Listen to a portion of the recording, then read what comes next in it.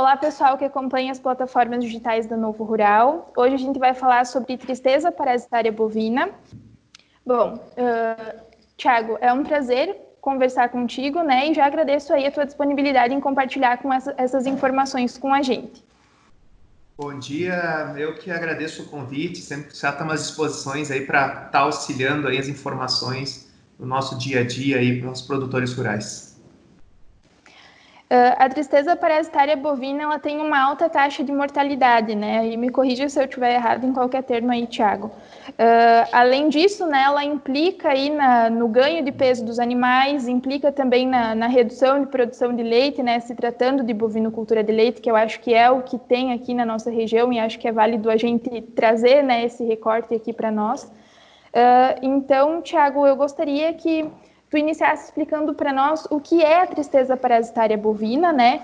E por que controlar o carrapato está entre as medidas, né, para controlar essa doença nos rebanhos. Fica à vontade. Bom, dizendo assim que não é só bovino de leite, né? Mas, claro, nossa região nessa área, mas ela atua e ela afeta todos os bovinos no geral, seja leite ou corte. E realmente é algo que ele é sazonal, depende de épocas do ano e regiões também. Então está muito relacionado com o manejo da propriedade. E eu tenho contato aí com colegas, pessoais produtores de outras regiões também, na região de gado de corte, aí na região de Santo Ângelo, também estão tendo problema nesse momento com carrapato. Então, como foi comentado, é algo que está ocorrendo, né? Vem ocorrendo em todo o estado e, no caso, impacta, como tu bem comentou no início. Então, a tristeza parasitária bovina é um complexo de duas enfermidades que envolve tanto a anaplasmose, que ela é causada por o anaplasma, então é o agente, e pela babesiose, que daí também o agente é a babésia. E tanto um como o outro, eles são transmitidos por parasitas, são dois parasitas que estão na corrente sanguínea do animal, e a transmissão ocorre então por vetores. Um dos vetores, então sugadores de sangue, no caso é o carrapato. E por isso que ele é tão importante, por esse fato, ele é um vetor que suga sangue do animal. Ele, no momento que ele fecha seu ciclo, ele cai no solo, essa fêmea desova, surgem novos carrapatos, e esse animal vai indo, então, esse carrapato, ele pode ir passando de um animal para o outro, e à medida que ele vai sugando sangue, ele vai levando e transmitindo essa doença de um bovino para o outro. Também isso pode ocorrer por outros vetores, sugadores de sangue, tipo a mosca, a mutuca também. Mas embora pelo grau de infestação, o que geralmente a gente mesmo se preocupa é o carrapato. E para isso, então, é tão importante a gente trabalhar tanto com a prevenção, e a prevenção envolve principalmente essa questão do controle do carrapato e outros vetores, sugadores de sangue, não esquecendo também de alguns manejos que a gente pode ter, que como envolve sangue, às vezes uma aplicação de uma injeção, o uso de um material, uma agulha, o produtor ao fazer uma aplicação de um medicamento, um vermífugo no animal, ele pode estar levando através da agulha, uma gotícula de sangue, levando do animal para o outro. Mas, né, então é algo que a maior preocupação, claro, não é só, é mais no sentido do vetor do carrapato. Uhum. Até o motivo, né, da gente ter entrado em contato contigo para trazer essas informações foi um acesso que a gente teve ao material da Secretaria Estadual da Agricultura, que fala que agora, né, o fim do outono e também o fim da primavera são períodos bem propícios, né, para surtos desta doença, né. Inclusive, né, a Secretaria ele chamou a atenção aí para surtos que estão ocorrendo no estado. Então, Thiago, essa época realmente, então, ela é propícia aí para a contaminação do rebanho a essa doença? De fato, ele está relacionado com umidade e calor, né? Então, quando a gente tem picos, períodos de umidade e calor, com temperatura propícia, principalmente o calor, faz com que há uma maior taxa de desova, e desses ovos, que geralmente, como eu disse, estão no solo, esse ovo, essa larva, ela muta, ela sobe pelo pasto, e à medida que o animal ele vai andando, ele vai pastando, o carrapato que está na folha da pastagem, ele sobe para o corpo do animal e começa a parasitá-lo, ou seja, sugar seu sangue. E então, esses períodos, né, principalmente no outubro, novembro, são as épocas mais que ocorrem. Esse verão a gente não teve tanto surto, porque foi um verão bastante seco, e, que nem eu disse, ele é muito de região, né? Dependendo regiões do clima, da variação do clima, a gente afeta em determinadas épocas do ano. É difícil dizer, não tem um período específico, né? Mas com certeza nesse momento a gente tem tido agora relatos de produtores com problema com carrapato, sem sombra de dúvida.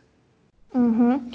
Só para a gente entender melhor, então, Tiago, em que situações, né, os animais ficam mais suscetíveis, né, a serem contaminados por essa doença, né? Me refiro a manejo aí, me refiro a essas condições de ambiente, né? Pode explicar melhor? Assim, ó, a susceptibilidade do animal está na presença do agente no ambiente.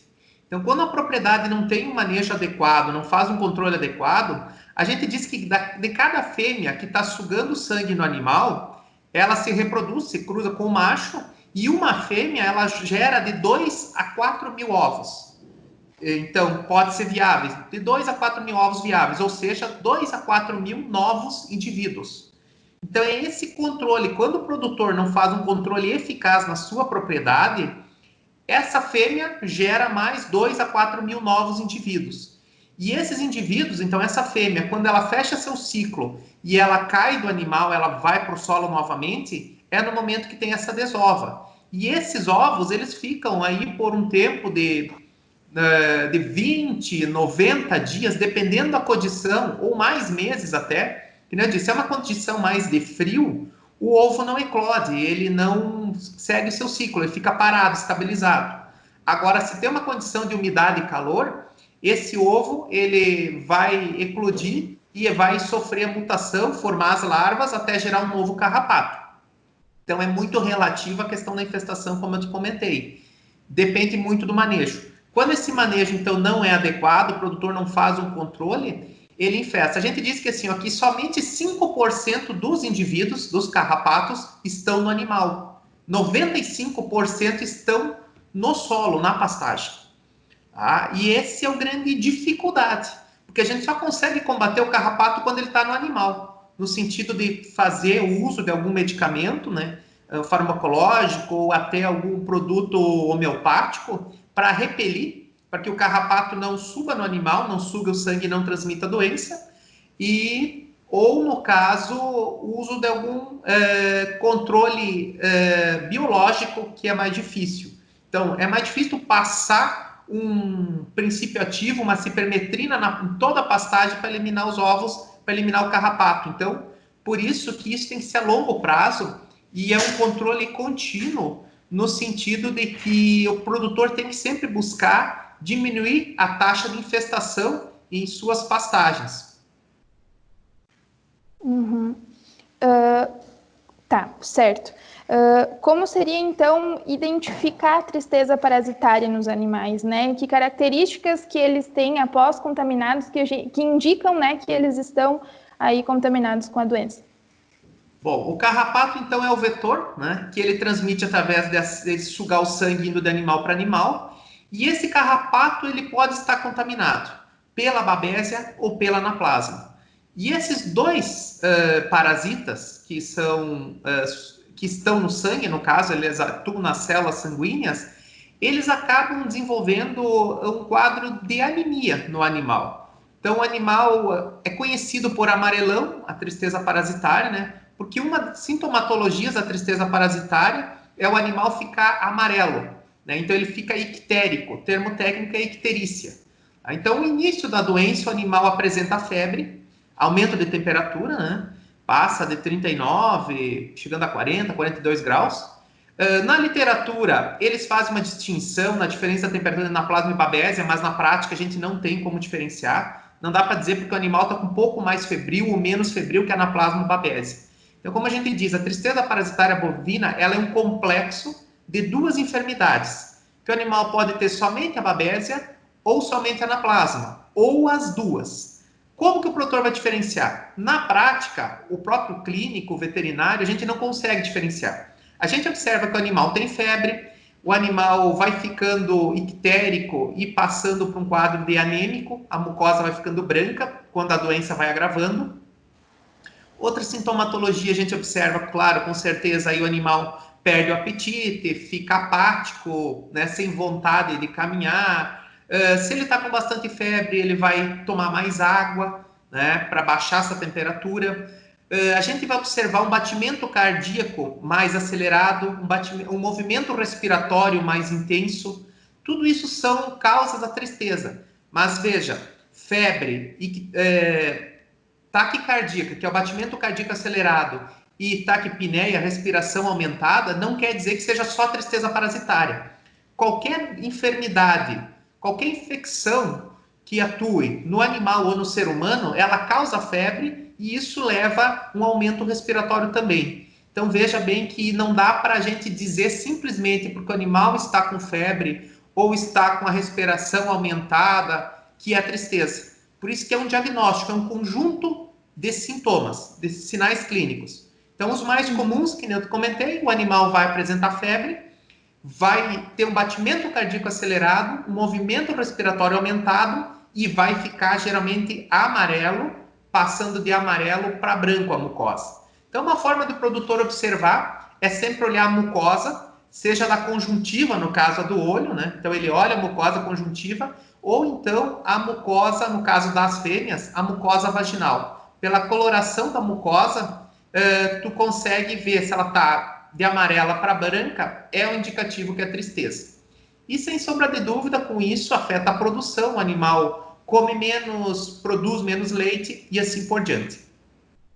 Feito esse diagnóstico, quando nós chegamos nesse quadro, a gente tem que tratar o animal, né? Então, para o animal não virar óbito, né? Que dificilmente o animal vai se recuperar por conta.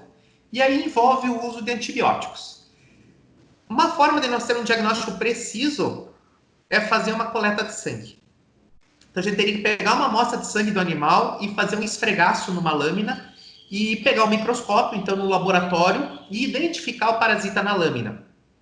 Só que nem sempre a gente tem um laboratório veterinário próximo e o tempo entre ir e voltar essa lâmina, tu tá na propriedade, tu tem que tratar o animal, tu tem que medicar, tu tem que curar ele. Tu não pode esperar pelo resultado do laboratório.